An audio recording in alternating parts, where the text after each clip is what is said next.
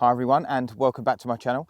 In today's video I took a golf lesson from a short game expert, Mr. Louis Saville, and Louis really helped me in this lesson. I have been struggling for quite a long time now with what feels like the yips. I get the leading edge of the wedge digging in and it just feels quite uncomfortable. And Louis helped me a lot. I ended up striking it cleanly, especially off those muddy lies, which was a massive help to me. So I hope you enjoy and let's get into it.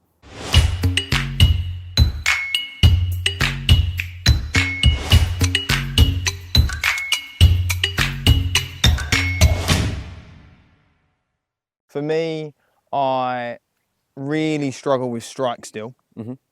So from face on here, I still get the one that digs in quite heavily. I'll get the odd fat one. I've had the yips quite heavily for a while. So for me, strike's probably the main one. I would say from a flight, if I do get it, it's still going quite high. So I'd still like to lower that. But yeah, mainly for me, just want to get rid of that dunchy one. What does a yip mean to you? Acceleration, probably. It feels very, very quick into the downside. It feels just like my right hand takes over a lot. Get a bit of a diggy one like that. Feel the leading edge quite a lot. So where it's quite wet out here at the moment, I would struggle quite heavily with that. Yeah, it's a good test out here today, isn't it? Yes. Right, okay, so play with me a couple of shots that back left flag, if that's all right. Cool.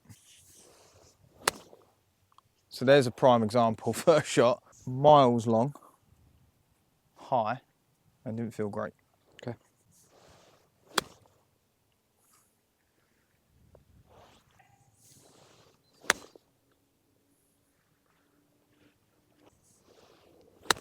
What's your current concept and what are you trying to work on at the minute? What's your feel? If there was anything that I felt worked well, would be shallowing it out. So for me, I've always quite liked dropping right foot back. I feel like that gives me a little bit more of a draw bias feel. So that straight away felt more shallow, which I quite like. Anything diggy is just horrible for me. And so for me, actually, I guess the only real thought I've had would be trying to draw it, if there was anything. So even if I set up neutral and then try and draw one. See, I know that bottomed out early, but at least I felt it was the sole. Through the turf, isn't it? Yeah, at least I felt that was the sole rather than the leading edge. There's the one. That is literally the one I hate. Literally that one. There you go. I felt good, but quite quick. Yeah. Okay, all right, we'll come over to the iPad, we'll have a look. Okay, mate, so I think a couple of things that stand out to me, especially continue quite like that kind of drawy feel. So as we go back, there is a lot of load in that golf club to send it a really, really, really short distance. You know, realistically, it's... And to be fair, I did struggle with my distance there. Yeah, so there's quite a lot. One, there's a lot of angle there. Two, right arm's doing a lot of bending. It's doing a lot of the heavy lifting there. Realistically, you said that your favourite feeling that you've ever had is shallow. That's not a shallow place. That's not a shallow place to come from, is that it? Is not so a shallow that place. might be where we kind of get that dunchy one in my head. We've got a lot of shallowing to do and not a lot of time to do it in. Yep. So for me, I think replacing that. And is that even that's a little bit steep coming down, right? Yeah, and that's steep coming down. So I think first thing we're going to do is we're going to play around with a bit more of a drawy feel for you, definitely. There's a lot of steepening pieces in that. A lot of steepening, a lot of, and I would sort of say extendy pieces, so things that are going to extend the radius down into the ground. Which I think are to help you shallow things out. Right? So you do an awfully good job of turning, but realistically we know that club head is widening and it's also staying down for quite a long time through the impact zone. So for me, I'd start off with a simple concept. We're going to just try and get you feeling like you're hitting like little shallow draws. Ideally, like literally trying to get the thing feeling like you move it from 10-15 yards. I think you'll see a lot of tech changes just based on that kind of focus. Make sense? Cool, so the first thing you want me to do is just try and draw a couple in there. Yeah, show me, I mean, I would try and show me like a 15-yard shot here that hooks. Okay. Same setup? Same setup, everything the same, just show me something that's really going to hook. There you go.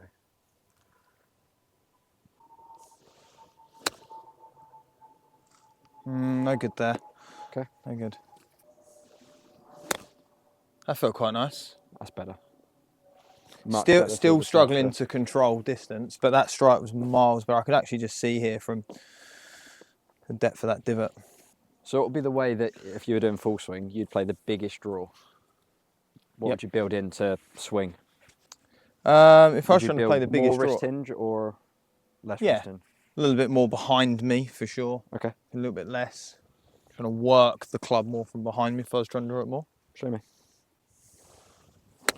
There you go.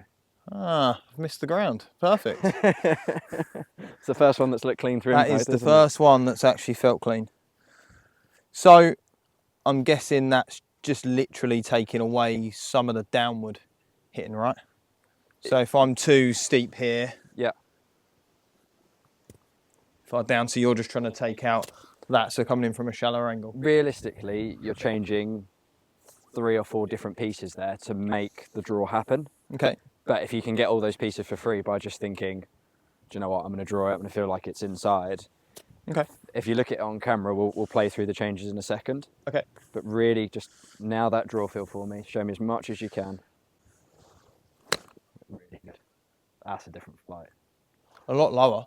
Well, you're getting miles lower. You're getting the flight that you want. Yeah. And we're getting less into the ground. Yep. So that's a good start. Probably could have done a better job there, but still felt a lot better. Miles better. Was it? Cool. Miles cool. better. Keep that going. That felt good. Mega that.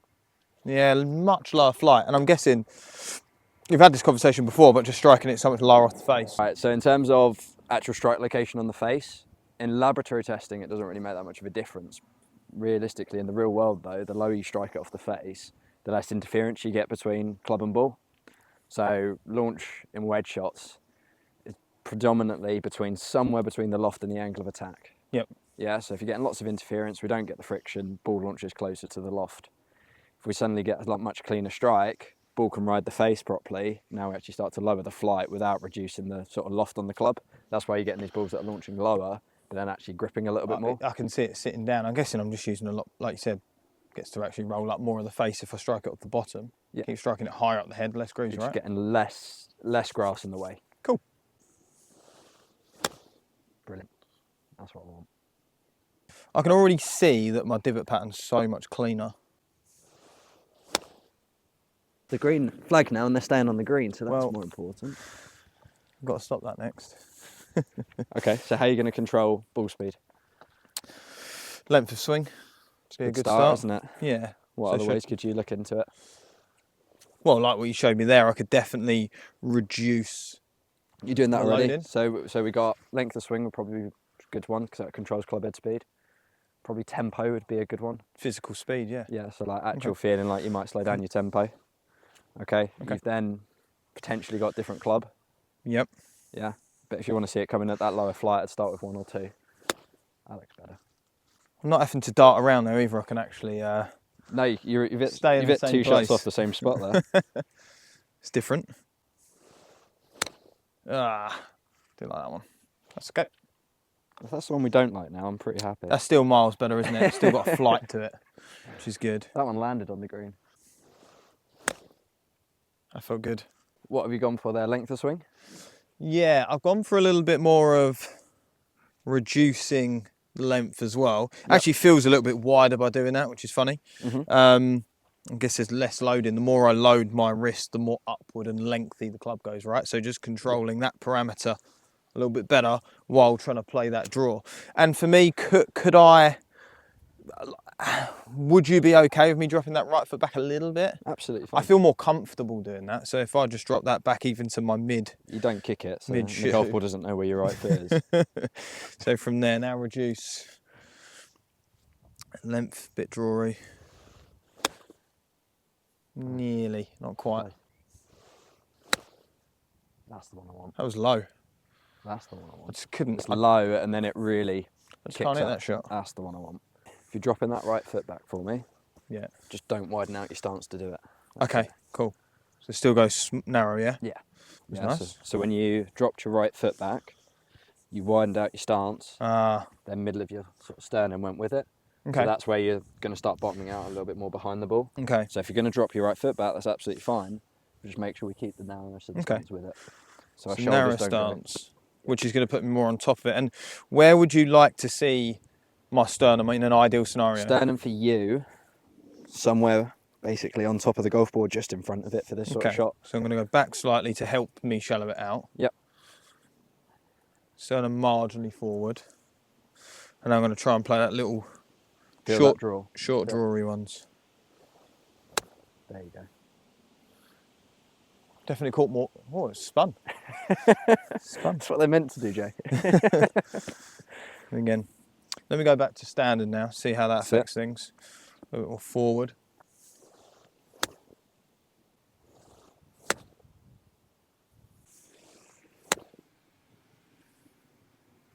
I think if I was to describe my feelings, definitely for me, I like the idea of being more forward. Normally that would scare me a little bit because obviously more forward, knowing that the leading edge gets in. I quite like, again, I've mentioned it a few times, you can just see here that that's so much cleaner. You can actually still see grass where the... well, that's why we got you brushing first before we moved you forward. If you went the other way... yeah, true. So yeah, it feels incredibly short for me because obviously where I'm used to loading it, but it feels incredibly short and it feels like I'm dropping it in here. It's mad. I look forward to seeing what it looks like, but it just feels wide and short and I'm just dropping it in there. I'm sure it will look very different in a minute, but that's my feeling. So I guess feelings are relative, right? So they're only relevant to me. Yeah. And as long as it doesn't look like that, would be fine. But I can just see though, like, ball flight's doing what we want, isn't it? So different. I'm sure if we look back in a mo, you'd see some big chunks flying out to now nice strokes. You can see before there, we get a little bit on the steep side. You see we're dropping it. Quite like, it's definitely, see that was different. Can you go back halfway down? Different. Yeah, just about there, just through forearm there versus, yeah, look at that. Look at that. It's going to be harder to land that club. And I think even if I'm talking long game with my lessons, I always talk like landing an aeroplane. Yeah. So for example, if my hand was the aeroplane, I'm assuming this is the same analogy, but if my hand's an aeroplane and it's coming in to land, and I've got some passengers, they're going to hit the runway pretty dramatically. So I've got to work out how I can pull the nose of the aeroplane up. Yeah, exactly. So for me, in long game, we tend to see a lot of side bending in an effort to pull that out. And I'm guessing there, correct me if I'm wrong, my way of pulling that out is going to be, you mentioned about getting the handle down. Is that one way of doing it? Yeah, 100%. So for you, you do it, or used to do it, hopefully, in a couple of different ways. So big thing that we're trying to deal with in short game is length of your arc, okay? Because realistically, we don't want the arc going too far down into the ground. Yep. So if I can borrow you and you're going to be my ground. So if we start off here, okay, and then we load quite radially on the way back like you do. Yep. And then we start to throw my left arm into it because you extend your right arm quite a lot in the downswing. Yep. Then I start to unload my wrist. What's going to happen? Yeah, club's just worked way beyond me. So I've basically, essentially, I'm about to be done for assault, okay? Long story short. So we've given essentially too many lengthening pieces and not enough time to put them all in and manage strike, distance control, all of those different things that we know we have to then adapt into short game. Realistically, we get away with a little bit more in long game because if you've got to hit something 170 yards, that's what your 7-irons for. If you need to then go 160, that's what your 8-irons for. Yeah. We have to be able to manage something 30, 40, 50 yards, and we need a simple system to do it. Yep. So if you're trying to spin so many plates in terms of juggling everything going under the ground, then you've got to manage strike, dynamic loft, all those things. It's just too many plates for you to spin. That is a headache. So for you, when we started making you more drawery, one, you started to extend and retract your trail arm a lot differently. So before you were using it like a piston, now it kind of started maintaining more. Yep, got you. We started underloading the wrist instead of overloading. Yep. So again, we got a lot less radial to get rid of in a short amount of time. Okay. And then from there, you actually changed how you released the club, which was quite nice. You started releasing it more with a pivot as opposed to more with unloading everything down into the ground. So you got like 2 or 3 things just out of feeling draw. So for me, if we're looking to try and transfer something onto the golf course, if we can use an external cue like, okay, can you draw this one in for me? And you get all the internal parts for 3, there's much bigger chance of you actually transferring that into a pitching motion or into an adaptable environment.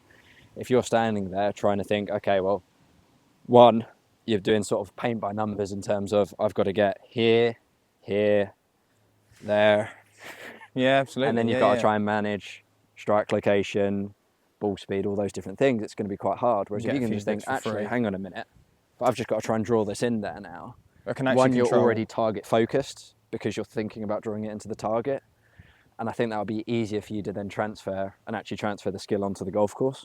Yeah, and also I can control 2 or 3 things for free. Yeah, rather than, that's the whole point. Basically, How many things could we got you for free? Things. I want you to try and imagine that what we're trying to do. You're trying to make yourself a caricature of what you're trying to do. Okay. Yeah, you're going to try and exaggerate it. You know, like those pictures with the big noses and everything like that. You're going to do that for me. Okay. So everything's just dialed up to 10. That's the first one that was completely clean. That was awesome. Okay, that felt ridiculous. Yeah. Be interested actually to see what ridiculous felt like. That's exactly it. So those are all going to go on camera. And if they're good, we'll put them on the lesson review. If they're bad, we'll just sell them to you. You've been framed. It's fine. Mega. Oh, that's a completely different landing zone's completely different as well. Like this whole lesson, I've struggled to find the landing zone, which is obviously just a little bit shy of that flag. The amount of shots I've flown past the flag, whereas now I'm finding it easier to fly short. I guess for me, when it's long, it's so much more difficult slowing down the rates to control that. Whereas here, this feels quite nice. It feels again, you just have more plates to spin to control dynamic loft, right? Okay, let's get that one. Awesome. Bit spoony that one, but yeah, so much more down, isn't it? Really good. So that's the technical part of it. So when I started giving a lot of short game lessons, I think the first part of the lesson is always the fun part, right? We've got the technique down, you're hitting much better flights. The problem that I was having was that a lot of people would, I think, leave like that, amazing. And then they come in the next day and say, oh, I'm not chipping so well. And realistically, if you think about the reason being, if we go back to that 7 iron, 8 iron scenario we talked about earlier, essentially I've taught you one shot. Yep. Okay, you now know how to play a 35-yard, 30-yard mid-flight pitch off of a flat lie that we've been doing for a while. Yep. So we're now going to play around with the adaptable part of it. So realistically, the best way I've heard it put is that you don't want to bring a constant to an adaptable environment. Yep. We want to understand the things you need to control and the variables you need to control to be able to play. Not every short game shot, you don't need to have a full arsenal, but certainly to be competent enough that you can then go out on a golf course and actually adapt the things you need to adapt. Because this is the shot you've just hit is amazing to that flag at this point in time. That shot would suck if I put you 15 yards closer and you played the identical shot, because now it's 15 yards long. Absolutely. Right, so now we're going to look, you said biggest problem you've had today, controlling distance. Yep. So you didn't pay me today to be nice. Pay me today to make you better. Perfect. So we're now going to put you under a little bit more of a distance control test. Okay. So we're now going to go through these 3. We're probably going to work back to front because you've been going to the back one already. And we're going to look at the variables that you're going to use to control distance. Cool. First 2 that we've already talked about, swing length, tempo. Okay. All right, so we'll start off with that far one and we'll see how we go. So we're going to knock swing length down a little bit to start off with. Okay, cool. See how good you get at controlling it. And the goal is to land it, okay? Land it in that basket. Yep. Okay.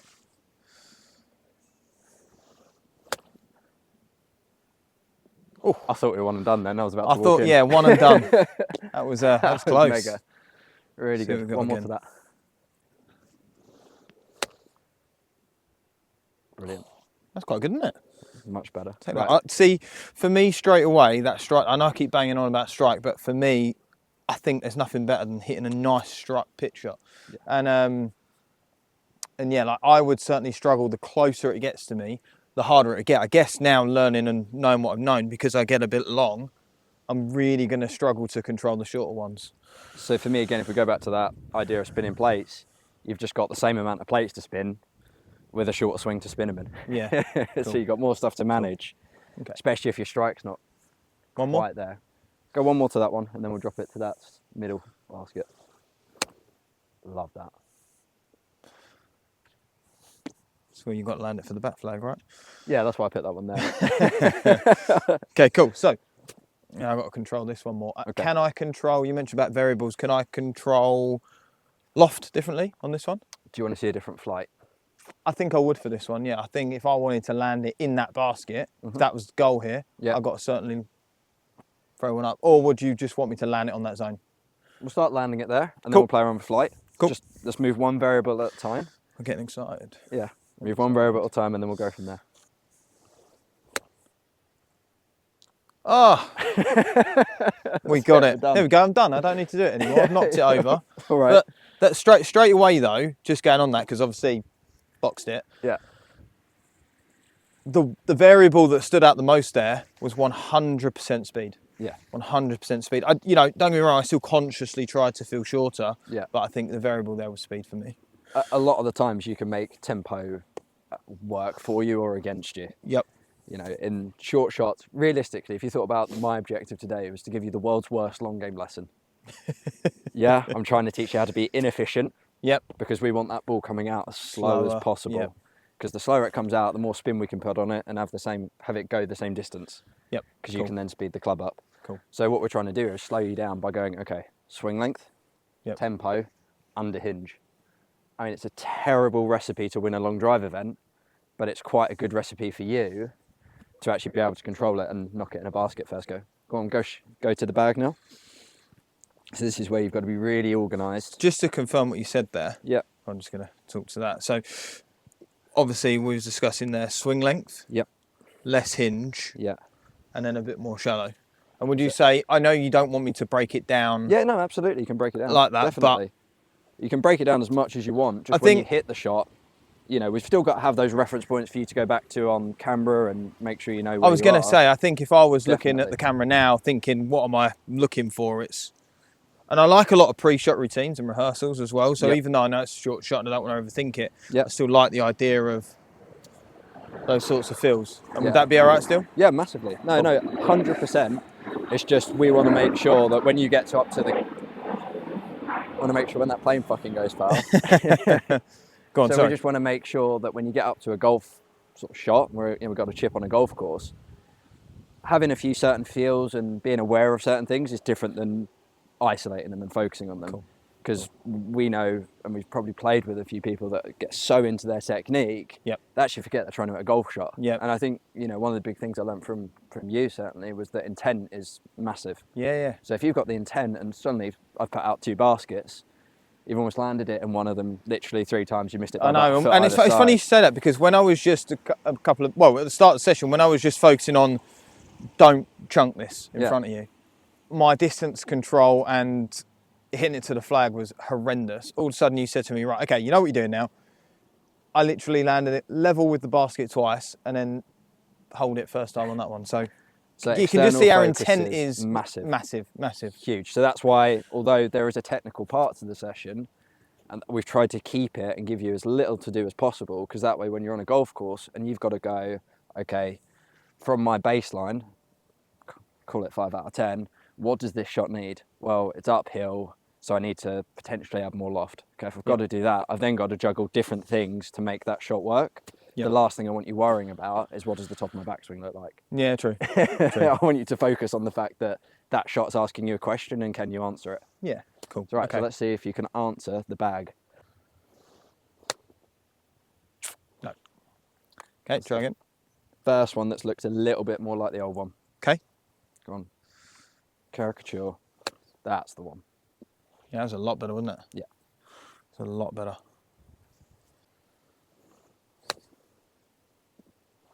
Good. One more. It's pretty good again. That's the one. Yeah, and I think it's normal to feel uncomfortable under that one, for sure, at the minute. Well, 1, it's wet. Yeah. 2, I've told you to do something that feels at the moment insane to you. We're getting better at it. And 3, you've hit the bag 3 times out of 5. So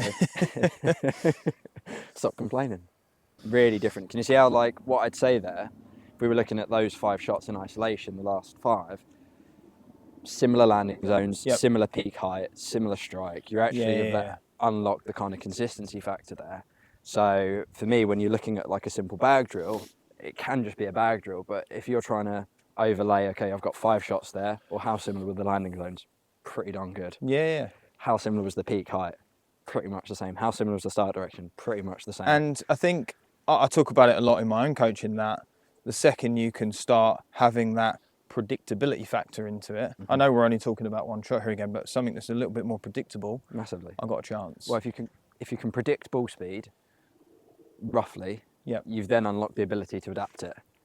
If you've got 3 different ball speeds, you've got a thin one, a good strike, and a fat one, and you've got to work out it's one of those 3 that are coming out.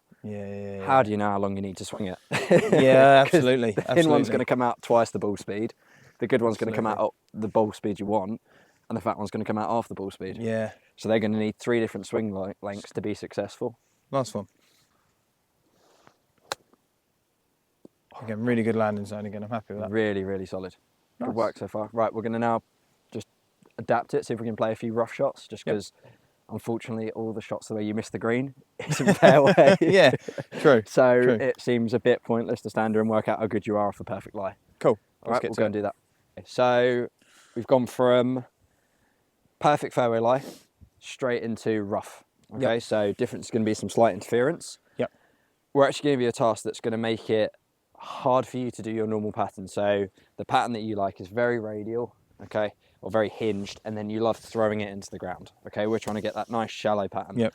So I would sort of predict that like the worst nightmare for you would be as if it was almost pegged teed up up in rough. Yep. Right. So 1, we've got a slight upslope here.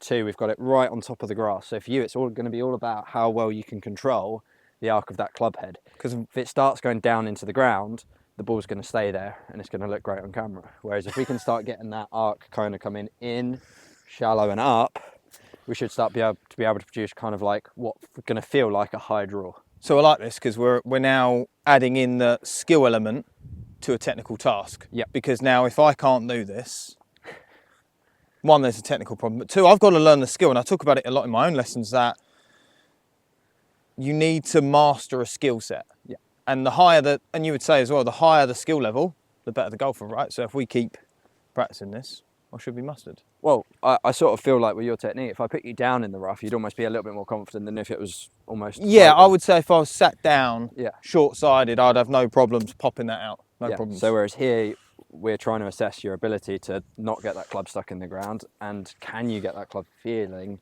almost as exaggerated as you can again. And I wonder in a minute if we caught this on film that it would actually, would it mechanically look better?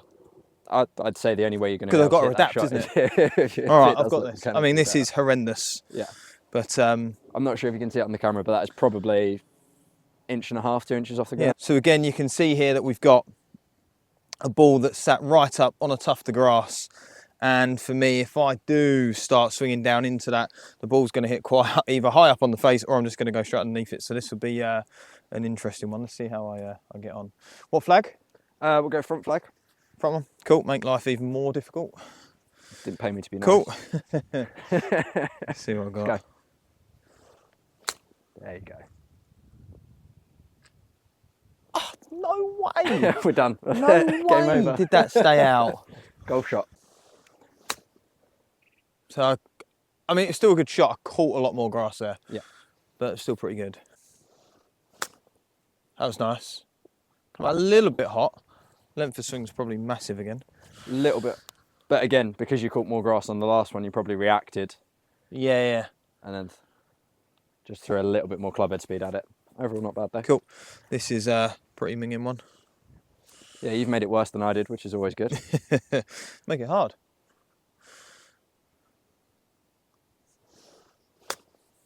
Brilliant, that one. Yeah, that felt good. Really different. Felt really good. Really, really different. Again, if we gave you that task at the start without giving you the technique change, we'd see 1, a lot more grass disturbed, and 2, we'd see a lot less speed on the golf ball because more grass had got in there. Be interested to see what that looks like, actually. Really different. Okay, so obviously you got before on the left there, after on the right. Yep. Remember, task we had on the right-hand side here was that the ball was almost pegged up in the rough. Yeah, so we had it hanging lie. So you can really see how... Oh, wow. massive that change is in terms of not only from like a swing length perspective, but from just how hinged that golf club is. Well, you can just see from a vertical motion again if you look at the shaft angle, Massive. How different that is as well. Yeah, I mean, if you start to look at that, that's just Yep. that. You can really start to see how much shallower that shaft is, and then the movement just of that club on the way down. You had a little steepening movement in transition there, and you can almost see yourself try and cut across this shot through the golf ball. Yep.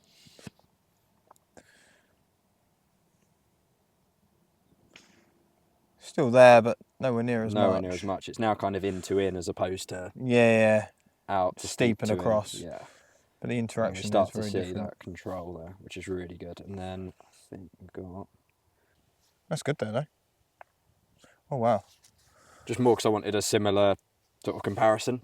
The one with you at the rough was really, really, really different, which I'll show you in a second again. But, I mean, you can start to see from the same shot to the same flag. I thought that'd be like a really, really interesting change. Yeah. And that was the move after I said, do a caricature. Make it as stupid as possible. And for you... And it looks quite good. So actually, I don't think you can exaggerate. I think that's what a lot of people can learn, that you don't actually exaggerate things enough. And actually, when you go to the other end of the spectrum, like if I was to tell my little boy off, he'd go the other way. Yeah. Go, Oliver, put that down, he'd throw it or something. I mean, he wouldn't. It's exactly that. And I think you could definitely learn from understanding both ends. Okay, if that's here, what does here feel and look like? And then video it, and you'll probably realise, oh, okay, I'm probably meeting in the middle. Yeah, well, I think Faldo said it, you have to sort of feel a mile to move an inch. Yep. And you can just see how there you said, I think you were almost about to throw a golf club at me because it looked that sort of exaggerated, or felt that exaggerated and felt that natural, and actually it's probably moved just about enough to where we wanted it to. Yeah. You can just see how that shaft's going to have to work really hard to, I mentioned about the aeroplane, like not landing so steeply. This one on the left has a lot of work to do to not You can even crash see at that and point burn. there, right? That's massively different. Sort of club parallel to ground there. I like that a lot. Much more sort of radial you've got in there. Here, again, going back to your plane landing analogy, it's going to kind of come in smooth, touch base a little bit, and then take off again. Whereas the other one's going down in there, crashing, then straight up again. Yep. We're kind of not creating a long enough flat spot. Yep. Whereas here we're trying to create that a little bit. And again, the steep can work. I've just got to pull it back up again at a similar rate, right? It can. Just for you, your preference. Yep. Your preference being, I wanted that ball to come out lower. If you've got a lot of that hinge in, you start to release that even more, well, the ball's going to probably, you're adding loft, aren't you? So ball's going to start coming out higher than you'd want it to. Yeah. We have a lot of things to juggle. And I've sort of got the privilege here of knowing your golf swing a little bit as well. Yeah. And you're a very good rotator. Yep. So realistically, one of those things we're going to have to give. Yeah. When you displace the club, so when we add a lot of radial and we don't replace it effectively, we're going to have to do a lot of work late on. Whereas if we don't displace it as much for you, you can spend more time rotating. Okay. That makes sense? Yeah, perfect. See, as well, it looks here, I'm actually it's looking like I'm hanging back for a little bit of time now.